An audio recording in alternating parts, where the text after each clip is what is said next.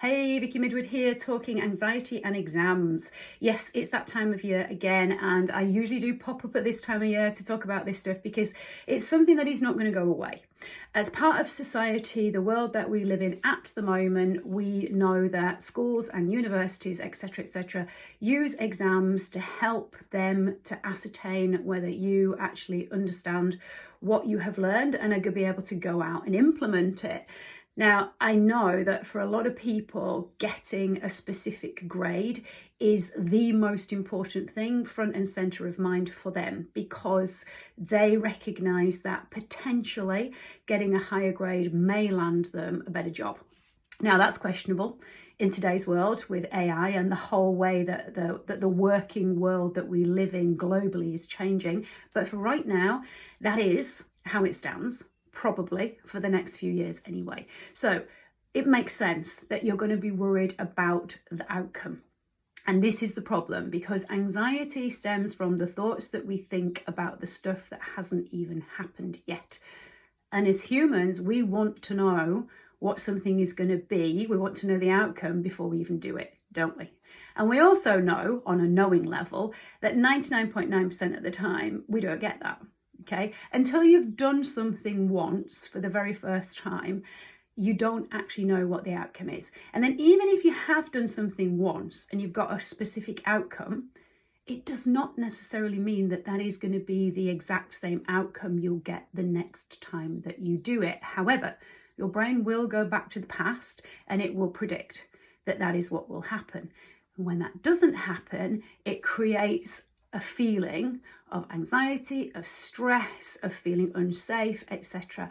And we recognize that these very feelings are the things that we struggle to manage. Okay, and so what I want to do is help you to recognize that anxiety is a sensation. It's physical, it's biological, it's chemical, right? And it's real. It's based upon the thoughts that you think. You're not going to stop those thoughts from coming in. So recognize that. You can't just push them away, because what you resist persists. What we can do is we can turn into them and acknowledge them, right? We don't have to act on them, but we do need to acknowledge that they're coming in, right? Because otherwise they will just keep on coming in more and more until you do. Now, by that point, you may be in a state of paralysis and not be able to feel like you can function. So ideally, acknowledge the thought straight away. And then there are 4 things that I'm going to suggest that you do to help yourself to feel more in control of the anxiety-provoking thoughts, or the fears, if you like, because ultimately anxiety is about what we fear. So that's the first thing, right? What is the actual source of your anxiety? That's the first thing to do. And I honestly suggest pen and paper to do this. What is the source of the anxiety? What is this fear based upon, right? And then the next thing to ask yourself, once you've got clear on that, is what is the worst that could actually happen? Go straight to the worst. Remember, we humans have got a negativity bias, so that's probably going to be quite easy for you to go straight to that worst case scenario. And the third thing to ask yourself is, when you've got clear on what you think is the most terrible outcome, what is the probability of that actually happening? How likely, honestly, is that to happen? Now, your brain's going to go to the past because that's what it has to go on. So it's about you and your experiences. And is it likely that your very worst outcome is going to be your reality? And then the next question to ask yourself is, what would I do if that happened? Right? Because you would do something.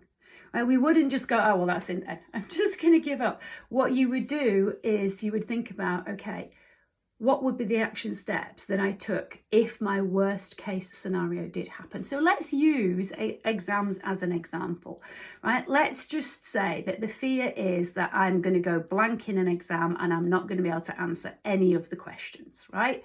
That's what your head may be telling you, right? So what's the worst possible outcome? Well, I get a 0 mark for that exam, okay? What is the likelihood? What is the possibility of that happening, really? And this is where your brain's going to go back. Have you ever, in any exam, any time ever in your life, not been able to answer at least some questions? Right? And the chances are probably not, okay? But if that was your outcome, what would you do? right? Well, in that scenario, you would potentially appeal, wouldn't you? You would ask if there was any possibility of you being able to resit that exam because you were in a state emotionally where you just were not able to do it. My point is, there is going to be an outcome. Our brain is always going to tell us that things are going to turn out worse than they're ever likely to do. Right? You've heard the saying, the thought is always worse than the deed. But when the thought is in your head, it's flipping powerful.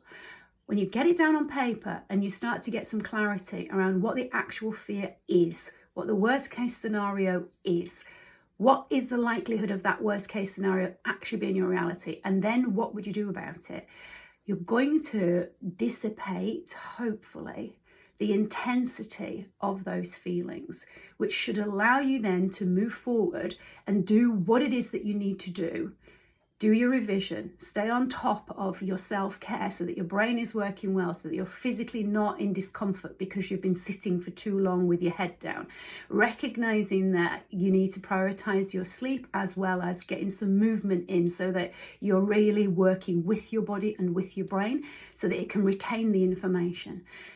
So I hope this is helpful, folks. We don't have to stay a victim to our thoughts, right? We're not going to stop them from coming in. We're just not, right? But what we then do with them, that is something that we can start to really feel more confident about being in control of.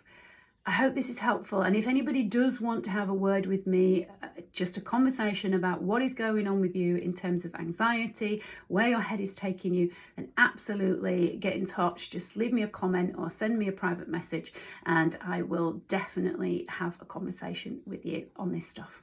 Okay, take care. Thanks for watching.